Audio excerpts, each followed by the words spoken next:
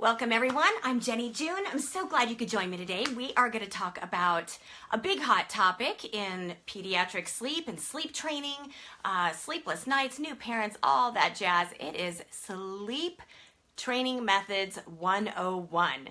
I am super excited that you're here. We're going to get started because there's a lot to cover, but basically what this is going to do for you is all the work that you typically might have done to, read and study all the different methods and books and blah, blah, blah out there. I'm going to just boil it down to brass tacks in about 15 minutes for you right here. So get a pen and paper if you want to take notes. If not, you can always put this on repeat. I'll have it on my Facebook page for you indefinitely. So here we go.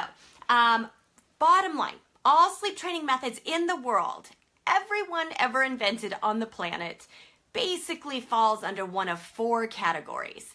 And so I'm just going to categorize the different types.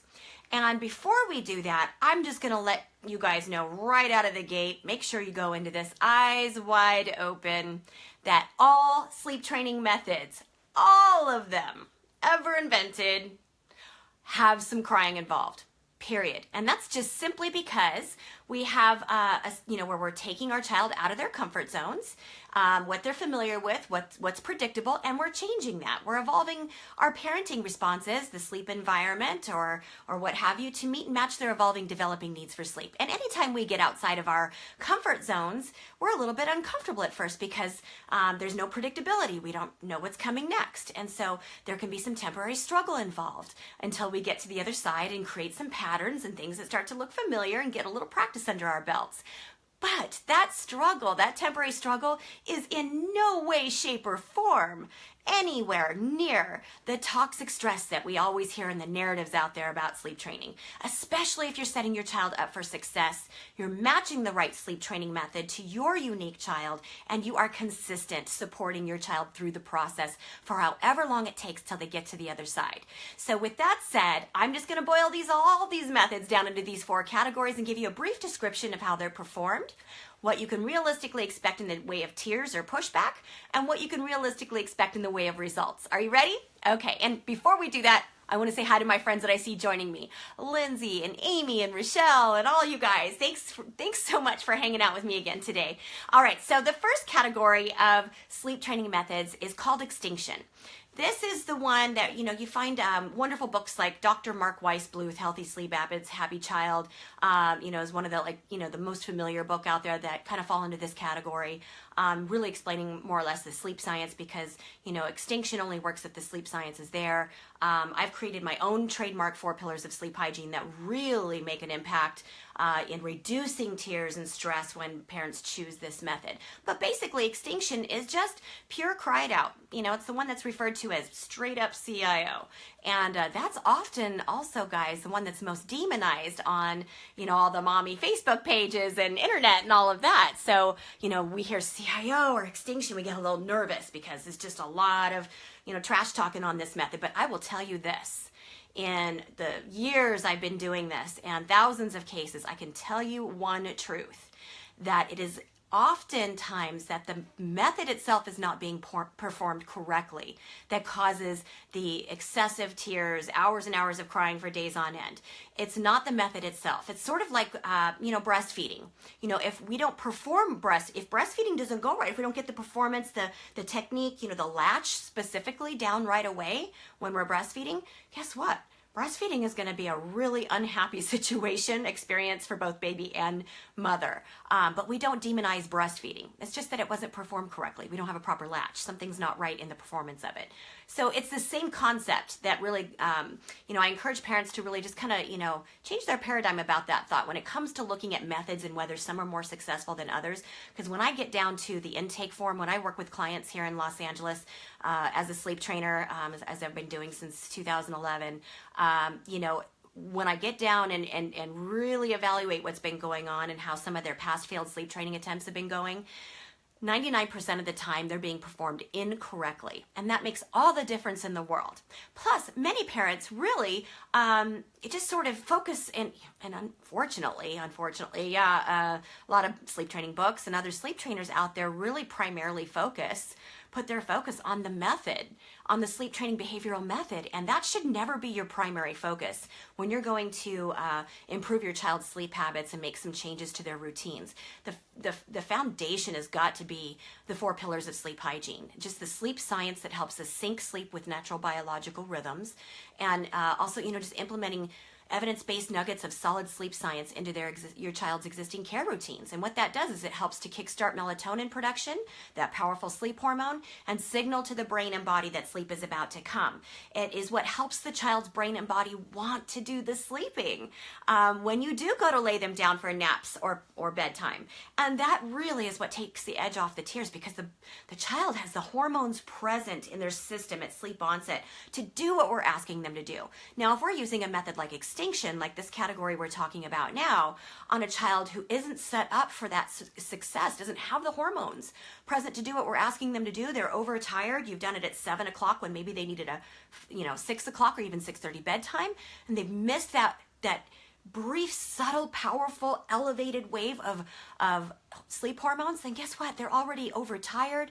Melatonin has left the building, and they're experiencing cortisol and adrenaline and what turn into stress hormones. They don't have the ability to do what we're asking them to do. So of course there's going to be hours and hours of tears for days on end. So again, I want to stress that even though just in lack of education and understanding of sleep science, many people demonize this method, but oftentimes when it's accompanied with my 4 pillars of sleep hygiene, it is the most, by far, fewer tears of any other method out there by a long shot, and it's shocking to parents. So, but that's got to be done real precisely, real tight. And if you want to, learn about those, you can contact me and learn about that a little bit on my website, jennijune.com, and I'll put that link here in the feed as well. So, again, by the way, please post your comments and your questions below as I'm running through this. I'll try to read them the best I can. One of my contact lenses fell out, so I can't see hardly anything. So I'm hoping I'll just squint and see what you're putting there in the comments section. But so this particular method, by the way, is 1 to 3 nights and it's done. And with real extreme cases, I work with kids, as young as 4 or 5 months into, 14 years old, and even adults. But obviously we wouldn't use, certain sleep training methods with older kids and adults. But, this method really is just 1 to 3 nights and it's finished. And if it's accompanied with good sleep hygiene, it's a lot fewer tears than anyone would ever anticipate. It goes a lot easier. And the reason why it does is because there's no active interruption to that learning process when the child is learning to connect from the cue to the reward in the habit loop process for sleep. The only thing we need to do when it comes to changing a habit is, we have to keep the same cue and we have to keep the same reward. We just need to, reestablish or create a new routine that connects those two things together. And when it's done properly, it ushers in what we call the craving in this habit loop process of learning. And when the craving is there, which, by the way, is that stage 4 slow wave sleep, that deep, delicious, yummy sleep crack, because sleep is less fragmented, because very quickly, with a few opportunities to practice and the hormones there to do this easily, the child very quickly begins to experience that wonderful incentive that's in their sleep cycle now that was depleted before. And that's precisely the very thing that parents call me for to get for themselves. So, in helping their child do that, they're going to have sleep that's less fragmented. So, and once you just get a few opportunities to practice that and you're truly set up for success, then that habit loop, it's just basic neurology as far as how that habits are changed and permanently improved. So that particular method is, there's a lot of people that just, no matter what, they just don't feel comfortable with it, and that's okay. There's a lot of other methods out there that are effective and safe, and I use them all the time. So with that method, with that said, we'll move on to the second category of sleep training methods. Oh, and I see Lisa Ann Aguilera. Any tips for helping a 7-month-old regain their sleep after a surgery and... Oh, my eyes, I can't see. Hospital stay. Oh gosh, yes, Lisa, that's a great question, and I will try to address that in the comments to you after we get through these other 4 categories of sleep training methods, which is our subject today. But that's a really great question, and I get that a lot. And I do work with a lot of children who have had underlying health conditions, hospital stays, kids who have had, epilepsy or, other processing disorders, things like that, or overcoming, surgery and stuff like that. And we really do want them to sleep when they're ill or when they're overcoming a surgery, because that's where we start producing human growth hormone. If those sleep cycles are whole and healthy and sleep is consolidated, and then we also, as a result of that slow wave sleep within our sleep cycles, we don't feel pain, we don't feel hunger, which is, honestly, the one thing that really, is hard for us parents to discern when or if our child is crying at night. Is it tears of struggle or is it tears of suffering?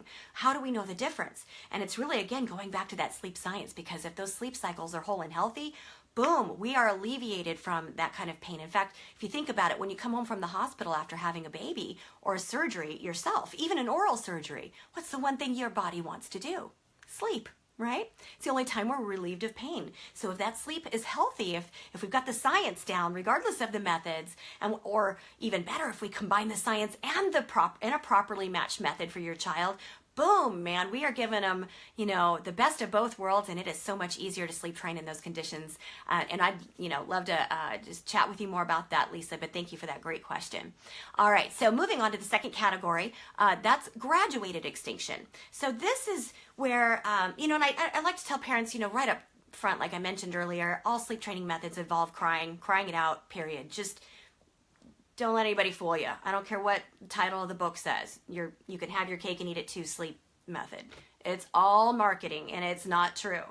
There's crying it out with every method. The only difference with all of these different methods, guys, is how much the parent wants to be a part of that crying it out process. And that's where we start marketing sleep training methods as gentle sleep approaches or even no cry sleep approaches. It's not that there's no crying involved. Trust me. And in fact, sometimes there is a lot more with some of these more integrative approaches. But if you want to be present in supporting your child through that struggle, you absolutely can. And that's why these other methods exist. And, you just do the one that you feel you could be most consistent with. If you're comfortable with the method you've chosen, then you're going to be more consistent with it. And that's the most important thing for infant mental health and your child's success through this process. So with that said, let's go back to the second category, graduated extinction. And this is where we find methods like Ferber. Sleep Easy Solution is a popular one here in Los Angeles. It's those timed check-ins. And parents really, kind of like that they can, have a little time where they can go in and check in on their child and assure their child that they're there. These are, popular. Now, instead of 1 to 3 nights of crying it out, this is 7 nights of crying it out. And then it has to go really, ideally from there to extinction. That's the point of all sleep training methods, is to get to extinction where you're no longer having to do the work for your child. And they've learned that they can actually do this work of falling asleep independently and connecting from one sleep cycle to the next even faster and better than you can do it for them. So that's the point of all of these methods. Some are just more gradual of getting to extinction than others. So this one allows you to periodically go in increased intervals and do a brief, consistent, comforting check-in for your child. Now, I will say this, for the clients that call me and all the thousands I've worked with over the years, most parents who have resulted to calling me have already tried this method and it did not work for them. So it has a high failure rate for one reason alone, same reason as the last method. It wasn't performed correctly. So in a nutshell, after, the pre-sleep routine, you lay your child awake and aware in the crib and you leave the room. Let's assume they start crying right away. You give them 3 minutes or 5 minutes or 7 minutes, whichever, increments you're comfortable with. It's always adaptable to your comfort zone, your comfort level. But let's say 5 minutes. You let them cry for 5 minutes, and then you go in and you walk up to the crib and you use a brief, consistent, comforting sleep statement. Shh, night, night, sweetheart, time to go to sleep. Mama's here or daddy's here. And you linger for a few moments and then you need to leave the room.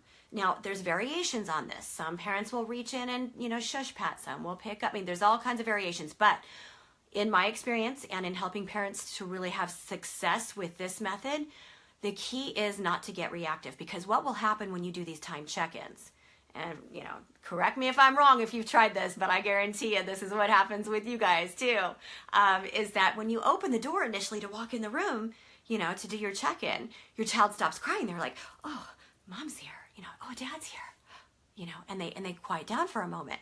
And then you walk over to the crib and you say your sleep statement. You linger for 5 seconds and you leave the room, and they're like, huh? What? Hold up. You mean that's all you're going to do? You mean that's it? You're not going to pick me up? You're not going to breastfeed me? You're not going to hold me? You're not going to do the work for me? Wait a second, I don't think so. And that's when they start really, going crazy with the tears. It gets real intense when they realize that sleep statement is all that you're going to do. Now, the problem is, and why this has a high failure rate, is because parents get reactive. They freak out that their child is all of a sudden, the tears went from 50% to 100%, maybe even some gagging sounds and all kinds of drama with that. And they get reactive and they say the sleep statement again, or they reach in and they shush pat, or they pick their child up, or they linger longer or do something else. And that just sends a simple signal to the child that their, extra effort in that protest, that high-pitched scream, that those gagging sounds, whatever it was that they did, worked for them. It got you to engage more. And the more that they do that, they see, oh my gosh, they engage more. Maybe they'll just eventually do all the work for me. It's just natural cause and effect. Simple. And even a young baby gets that, So if you get stuck in that cycle, you're only going to exacerbate those tears for your child. And that method is not going to come together because you're going to be stuck in that reactive cycle. And it just sets them back to square one. And that's not fair to do to them. So if you're going to do this, you have to really be consistent no matter what they do. You say your comforting sleep statement, you linger for a few seconds, and you leave the room. And then you give them, 7 minutes or 10 minutes to cry. And you come in and you do it again. And then you increase those minutes a little bit more, and you come in again, and just repeat until you get to 20 minutes if that's your maximum that you are comfortable with your child crying without a check-in, and repeat again, rinse and repeat all the way through the night, as long as it takes until your child eventually falls asleep. And again, because there's a lot of active interruption to this learning process in that habit loop and learning how to, what they're supposed to be doing and how to do it, that's why it takes so long. That's why there's a week of cried out rather than 1 to 3 nights. So it's just about, understanding sometimes the way that habits are formed. But it's worth it for a lot of parents because they get to be a part of that cry it out process. And that's, if that makes you feel good, awesome, because you're going to be more consistent for your child. And all the methods that, we're talking about are safe and they're effective as long as you are consistent, and especially if they're set up with that 4 pillars of sleep hygiene. Super important. And again, if you want to know what those, what that means and all of that, you can go to my website, jennijune.com. I am a sleep trainer in Los Angeles, and I work with families all over the country and all over the world. So we can talk if you want to help with that. All right, so the third category of sleep training approaches is called gradual removal. It's often also referred to as fading or the chair method, a sleep lady shuffle, all of that. Popular book that kind of breaks that down is from Kim West, and gentle sleep training approaches. Unfortunately, this one is at least 16 nights of crying it out. The good news is, though, is that you can be there with your child throughout all of the crying it out. You never leave them alone to cry in the room. So, and this really appeals to a lot of my really strong attachment parent clients. And some people look at me like I've got 3 heads for even suggesting it. But, so there's a love-hate relationship with this method. But it is certainly a lot of tears. There's no doubt about it. You've got to be prepared for that. And you're going to need to enlist your partner or grandma or somebody to take shifts with you, because you'll become very quickly sleep deprived, depending on how many past failed sleep training attempts you have in the background, the age of your child, and their temperament. Some temperaments yield to these things a little bit easier than others, and some don't. So with this method, you're taking, and there's many renditions, variables with this method, but you take a movable chair, you sit it next to the crib for the first 3 nights. You lay your child down in the crib after the end of the pre-sleep routine and awake, and so that they're aware that, the last thing that they're going to fall asleep to is that they did it themselves, which is really important if you want them to be able to learn to connect sleep cycles throughout the night eventually. You lay them down in the crib and you say your comforting sleep statement. Shh, night, night, sweetheart. Mama's here. time to go to sleep. And you can pat the mattress a little bit if they're standing up, just to kind of let them know that they're supposed to lay down. But after that, no more eye contact, no more talking, no more reaching in and engaging. You really just want to be present for them. You know, you're sitting there with them. They can hear you, they can smell you, they can see you. And, you know, they're crying and, processing the fact that they're ticked off that you're going to have them do the work themselves now, and telling you that they think your new sleep rules suck. And it could go for, sometimes 2-3 hours. I've had, many clients with this method say, whoa, it went a lot longer crying it out than I ever anticipated. And, in all fairness, it's because you're the dangling carrot. You're sitting right there, and, you're the sleep crutch. You're the thing that they're conditioned to believe they need in order to be able to fall asleep or to get back to sleep. And so it's a little frustrating for them to overcome, that struggle of you being there but not doing the work for them. So you've got to be patient with this. And you're right there next to the crib. I recommend, or the bed. There's a way to do this with older kids too, with toddler beds and big kid beds. But you're going to want to use earplugs, just to kind of take the edge off for yourself. And you really can't bring your smartphone in there and something to do. And I really recommend that you do not lay down next to the crib. This process is all about fading and gradually getting yourself out of the room, where you're there supporting them through the tears, as minimally as possible, so that you're not telling them that the more they protest, the more they're going to get your engagement and cause that confusion, because bottom line, confusion causes tears. Okay, so you're there. It's going to be really hard. But, the minute they fall asleep, no matter how many, it could take a couple hours, but the minute they fall asleep, then you can get up and tiptoe out of the room and go about your business or go back to bed. Now, each and every time they cry, you got to go resume your position back in that chair and sit there until they're done crying it out again. You say your comforting sleep statement, of course, and all of that. Pat the mattress. Again, there's variables on what you can choose to do with this, but the less you engage, the quicker and easier and more simple it will be for them to understand what you're expecting them to do. And so,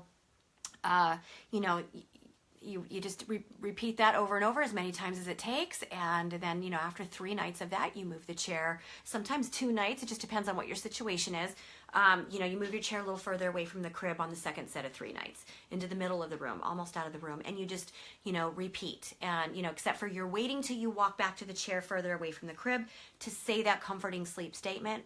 And so they can hear that you're doing that a little further away than what you were doing previously. So that's the fading part of it. And this third set of 3 days, you're on the inside of the doorway and you're saying it from that distance. And then, on the other side of the door, of the bedroom door, with the door open, and then maybe with the door closed, the next set of 3 nights, and you're saying it through the closed door. And then, from there you can wait 5 minutes before you say it through the closed door. So it's very integrative. You can go as little as, 16 or so days to all the way up to like 30, 45 days. There's, it just depends on how gradual you want to be.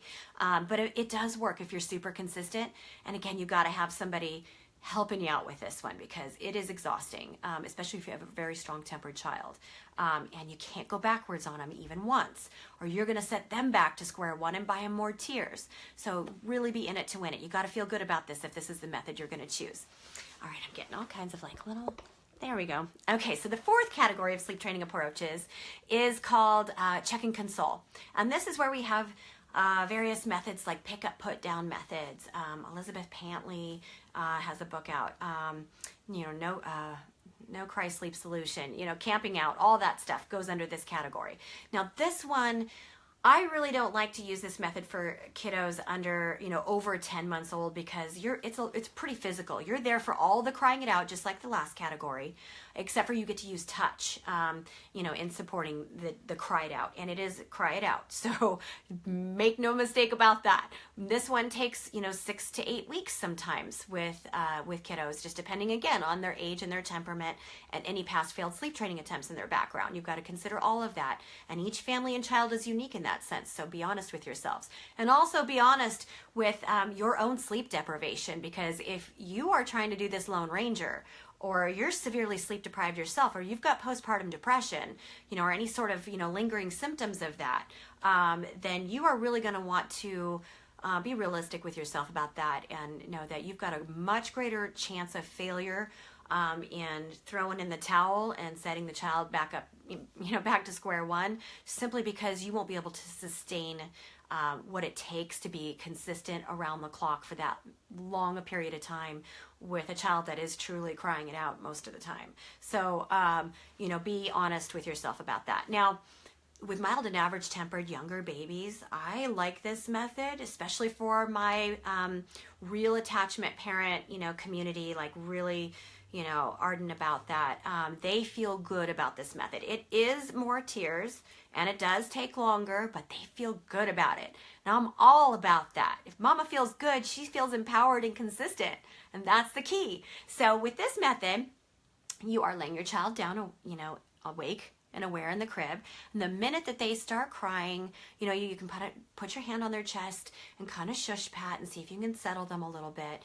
And if that doesn't work, if the crying intensifies or escalates, you can pick them up and settle them. Hold them until they're settled in your arms, and then repeat. And try and it's basically over and over and over again until they're done crying it out. And it's it can be exhausting, but sometimes it's very rewarding because with some kiddos, if you're lucky, it's very little crying at all. It only takes a few times. It's a terrific interim method. If you're not sure what sleep training method you want to use, this is a good one to kind of try before you go to something a little more straightforward. So there's a lot of variations on this method as well. You can be a little more straightforward. You can be really, really integrative. But the key is to just kind of support them. Crying in arms, is that supportive, cry it out kind of thing. And then, eventually you're kind of moving away from the situation a little bit more, a little sooner, a little quicker each time until they no longer need as much support. And again, it's 6 to 8 weeks on average. And again, I have a few funny stories with this method. The oldest one I do not like to use this for kiddos over 10 months old for this reason. I've had a couple instances. One that really stands out to me that happened a couple years ago. This poor dad, it was his shift, to do the check and console. Mom was exhausted. She'd been doing it for a few hours, and it was dad's turn. And this 10-month-old boy, little boy, he's a healthy little dude. He was fit. He was strong. He was a buff little kiddo, and he kicked dad in the groin during one of the settling. The bigger they are, the more they can fight that. And both of them went down. Yeah. So, poor guy, poor baby too, right? Nobody got hurt, obviously. Well, maybe dad, but it was after that they were like, we need to do something more straightforward. This kiddo's just too strong for us. He's fighting this. I see Matt on there. That's the struggle when mommy has postnatal stress. Yeah, exactly. It makes it so much hard to really commit to. I'm sorry, I'm squinting. Contact lens fell out. I can't see, so bear with me. But yes, you're right, Matt. It is so hard when you are, and a lot of women really do struggle with this, and it's only exasperated when you're sleep deprived. On top of that, the symptoms of postpartum depression and baby blues and all of that. So it really makes it so much harder to be able to feel confident in what you're doing and consistent with the sleep training process. It's harder for us cognitively to be flexible when we're sleep deprived, and patient and consistent. All of those things are negatively impacted. And that's why it's so valuable. If that's what you're struggling with, it is worth every penny to call a qualified, certified child and family sleep consultant in your community, or even outside your community. Like I said, I work with clients all over the country, all over the world, and I, oftentimes even fly in if necessary, or travel long distances. So, I think, as far as I know, all sleep consultants offer phone Skype sessions. So, wherever you're out in the country, if you find one that you feel matches your philosophy, matches your personality, and you think you'd like to work with them, and you feel like they could be a good coach for you, it's worth the money. Do it, because they will help you, coach you, provide a comprehensive plan that you can follow. There's accountability, there's encouragement, there's support through that, so that you're not doing it alone, and you have a fresh set of eyes to kind of help you discern what's really happening. And somebody who does this full time for a living and has worked with thousands of cases and maybe has additional certifications, maybe in, as a mental health professional or a lactation counselor, there's, pre and postnatal stress management. There's all kinds of things that we bring into the picture. I have like several certifications that support what I do and round out our services. But find one that's a good match for you and invest in that, because they'll get you on the other side a lot easier sometimes than it is to do it on our own. All right, so that's kind of the basic general 4 categories. And again, each one of those, descriptions of how those are performed that I gave you is just one way to kind of do, it's just one way to kind of break down the multiple opportunities or options that you have with each of those types of sleep training methods, if that makes sense. All right, I hope I was able to help you kind of, narrow it down to what maybe fits your child best. I will be absent next Thursday, but I will be back with you the following Thursday, and we'll start posting about what we're going to be doing and talking about then very soon. So stay tuned. Keep checking in on my Facebook page here, and also visit my website, jennijune.com. You'll find a lot of helpful baby care videos there, my blog, a complete description of my services and pricing if you'd like to work together. I'd love to work with you, and I will see you soon. Have a great rest of your week. Bye, everybody.